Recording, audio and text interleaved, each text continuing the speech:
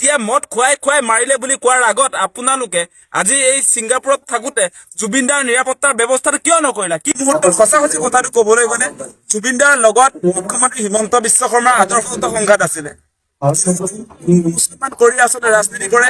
জুবিনদাই হিন্দু মুছলমান নকৰিবি বুলি কৈছিলে, হিন্দু মুছলমান নচলিব বুলি কৈছিলে, বিজেপিক বটলা পাৰ্টি বুলি কৈছিলে। জুবিনদাই বিজেপিক ইভেন আপোনাৰ who the hell U R বুলি কৈছিলে।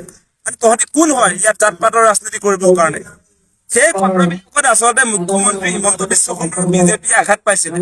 গতিকে জুবিনদাৰ ক্ষেত্ৰত তেওঁলোকে মানে দাঁতৰ কুটা চকুত হাল বুলি যে কয় ধৰণৰ ফল ঠেকত পৰিছিলে। মানে এতিয়া সেইকাৰণে জুবিনক ন্যায় দিব খোজা নাই। জুবিনদাক বিজেপি ছিংগাপুৰলৈ লৈ গৈছিলে। এতিয়া কিন্তু ছিংগাপুৰলৈ এই যি বিজেপি চৰকাৰৰ বিদেশ মন্ত্ৰণালয়, আজি আপোনাৰ হাই কমিছন অফ ইণ্ডিয়া, সেই হাই কমিছন অফ ইণ্ডিয়াক আজিলৈকে তদন্তৰ আওতাত আনিছে নেকি? আপোনালোকে দেখিছে নেকি? নাই অনা। আজি মুখ্যমন্ত্ৰী হিমন্ত বিশ্ব শৰ্মাক তদন্তৰ আওতালৈ অনা নাই। আজি আছাম এছ'চিয়েশ্যনত তন্ময় ফুকন, যিগৰাকী আচলতে য়ুথ পাৰ্টি আয়োজন কৰিছিলে, তেওঁলোককতো আপোনাৰ তদন্তৰ আওতাত নানিলে, গ্ৰেপ্তাৰ নকৰিলে। গতিকে তদন্তৰ প্ৰক্ৰিয়াটো আধৰুৱা হৈছে। ইয়াৰ সঠিক উত্তৰ ওলাবলৈ হলে হিমন্ত বিশ্ব শৰ্মা তদন্তৰ আওতাত আহিব লাগিব। আজি আপোনাৰ ইয়াৰ যদি সঁচা সঁচি আমি জুবিনদাৰ ন্যায় বিচাৰো, তেনেহলে আপোনাৰ পবিত্ৰ মাৰ্ঘেৰিটা সেইজন তদন্তৰ আওতাত আহিব লাগিব। হাই কমিছন অফ ইণ্ডিয়া তদন্তৰ আওতাত আহিব লাগিব। এনেকৈ চাহৰ দোকানী, এনেকৈ যদি পুৰি বনোৱা আপোনাৰ হোটেলৰ মানুহজনক, সাধাৰণ মানুহক যদি আপোনাৰ তদন্তৰ আওতালৈ আনে, তেতিয়াহ'লে জুবিনদাৰ হত্যাকাণ্ডৰ ৰিজাল্টটো নোলায়। ভুৱা তদন্ত চলি আছে। মানুহক দেখুৱাবৰ কাৰণে এটা আচলতে নাটক কৰি আছে মুখ্যমন্ত্ৰী হিমন্ত বিশ্ব শৰ্মাই। আমি কৈছো নাটক নচলিব। জুবিনদাৰ ক্ষেত্ৰত আমাক নাটক নালাগে, আমাক জুবিনদাৰ ন্যায় লাগে। আপোনালোকে বুজি লওক কথাবিলাক। ইয়াত আৰু ফটোৰ ৰাজনীতি কৰিব, সেইবিলাক সহ্য কৰা নাযায় কোনো কাৰণতে। আচলতে জুবিনদাক লৈ আচলতে ধৰ্মীয় যি ৰাজনীতি কৰি আছে, জুবিনদাৰ ন্যায় বিচাৰি থকা সময়ছোৱাত মুখ্যমন্ত্ৰীয়ে সদায় প্ৰতিদিনে যে আমাৰ মিয়া মুছলমানৰ বিৰুদ্ধে অভিযান হ'ব। অভিযানটো পাছত দেখিলো, তোমালোকৰ অভিযান বহুত চালো।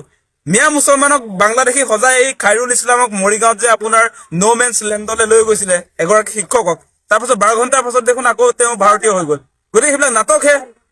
সেই নাটকবাজি কৰি কৰি মানে হিন্দু মানুহৰ ভোটটো ল'ব খুজিছে মুখ্যমন্ত্ৰীয়ে। কিন্তু অসমীয়া ৰাইজে, অসমৰ সকলো মানুহে ইতিমধ্যে বুজি উঠিছে যে এইবিলাক আচলতে নাটকবাজি চলাই আছে। জুবিনদাৰ পক্ষত মুখ্যমন্ত্ৰী নাই, বিজেপি চৰকাৰ নাই। তেওঁলোকে নিজক অনুৰাগী বুলি কৈ ৰাস্তালৈ ওলাই আহে। কোনে বিশ্বাস কৰে তেওঁলোকক যে বিশ্বাস নকৰে, সেইকাৰণে নিজে লিখি লয় মই জুবিন অনুৰাগী বুলি। কিন্তু অসমৰ কোনো এজনে লিখি ল'বলগীয়া নহয়। আমি সদায় জুবিনদাৰ জাষ্টিচ বিচাৰি আছো, ন্যায় বিচাৰি আছো। আমিতো মই জুবিন অনুৰাগী বুলি চিঞৰি ক'বলগীয়া হোৱা নাই। গতিকে জুবিনদাৰ ক্ষেত্ৰত তেওঁলোকে যিবিলাক কৰি আছে, ভেকু ভাওনা কৰি আছে।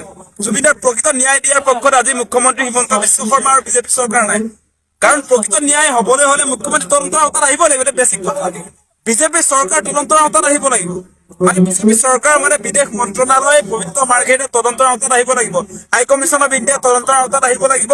আৰু এতিয়া যে মুখ্যমন্ত্ৰীয়ে কৈ আছে মদ খুৱাই খুৱাই জুবিন গাৰ্গক হত্যা কৰা হল বুলি যে কৈছিলে, কোনে খুৱাইছিলে? কোনে আনিছিলে জুবিনক ছিংগাপুৰলৈ? তোমালোকে ছিংগাপুৰলৈ জুবিনদাক লৈ যাবা, তাৰপৰা মদ খুৱাই মাৰি পেলাবা নিজে, তাৰ পাছত এতিয়া লোকক বদনাম দিবলৈ আহা।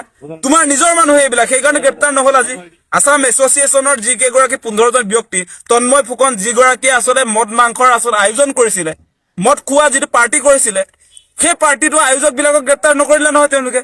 গতিকে এতিয়া মদ খুৱাই খুৱাই মাৰিলে বুলি কোৱাৰ আগত আপোনালোকে আজি এই ছিংগাপুৰত থাকোতে জুবিনদাৰ নিৰাপত্তাৰ ব্যৱস্থাটো কিয় নকৰিলা? কি খাইছে, কেনেকে আছে, এইটো দায়িত্ব নাই চৰকাৰৰ। চৰকাৰেহে নিছিলে জুবিনদাক ছিংগাপুৰলৈ, সেইটো আমি বাৰম্বাৰ কৈ আছো। গতিকে এনেকুৱা কথা কৈ অসমৰ যি ন্যায় বিচৰা সংগ্ৰাম, সেইটো ডাইভাৰ্ট নকৰিব, সেই কথা স্পষ্ট কৰি দিছো। আমাক যিকোনো মূল্যৰ বিনিময়ত জুবিনদাৰ ন্যায় লাগে। সেই